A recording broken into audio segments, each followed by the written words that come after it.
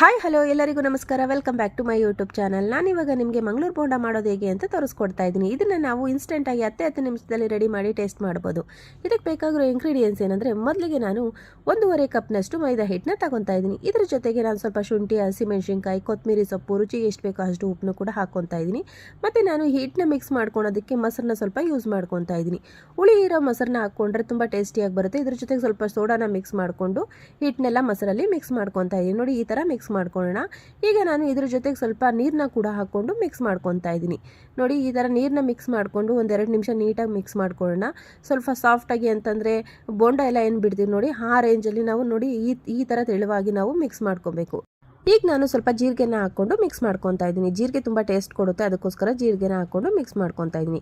ಈಗ ನಾನು ಗ್ಯಾಸ್ ಮೇಲೆ ಒಂದು ಪ್ಯಾನ್ ಇಟ್ಟು ಅದಕ್ಕೆ ಸ್ವಲ್ಪ ಎಣ್ಣೆನ ಹಾಕ್ತಾ ಇದ್ದೀನಿ. ಎಣ್ಣೆ ಚೆನ್ನಾಗಿ ಕಾದ್ಮೇಲೆ ನಾನು ಬೋಂಡನ ಒಂದೊಂದು ಸ್ವಲ್ಪನೇ ಕೈಯಲ್ಲಿ ನೋಡಿ ಈ ಥರ ಉಂಡುಂಡೆ ಮಾಡ್ಕೊಂಡು ಬಿಡ್ತಾ ಇದ್ದೀನಿ. ನೋಡಿ, ಈ ಥರ ಬಿಟ್ಟಾಗ ನಮಗೆ ನೋಡಿ ಎಷ್ಟು ನೀಟಾಗಿ ಎಲ್ಲ ಮೇಲೆ ಹೇಳ್ತಾ ಇದೆ. ನೋಡಿ, ಈ ಥರ ನೋಡಿ ಈ ಕಲರ್ ಬರೋವರೆಗೂ ನಾವು ನೀಟಾಗಿ ತಿರುಗಿಸ್ಕೊಡ್ತಾ ಇರಬೇಕು. ಚೆನ್ನಾಗಿ ಬೇಯುತ್ತೆ ಬೋಂಡ.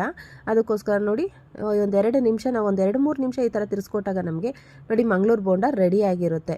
ನೋಡಿ ಎಷ್ಟು ನೀಟಾಗಿ ಕಲರ್ ಎಲ್ಲ ಚೇಂಜ್ ಆಗಿ ಎಷ್ಟು ಚೆನ್ನಾಗಿ ಬಂದಿದೆ ಅಂತ. ನೋಡಿ, ಇವಾಗ ಮಂಗಳೂರು ಬೋಂಡ ರೆಡಿಯಾಗಿದೆ. ಇದಕ್ಕೆ ನಾವು ಚಟ್ನಿ ಜೊತೆ ಕಾಂಬಿನೇಷನಲ್ಲಿ ತಿಂತಾ ಇದ್ದರೆ ವಾವ್, ಇನ್ನೊಂದ್ಸಲಿ ತಿನ್ನಬೇಕು ಅನ್ನೋ ಟೇಸ್ಟು ಈ ಮಂಗಳೂರು ಬೋಂಡದು.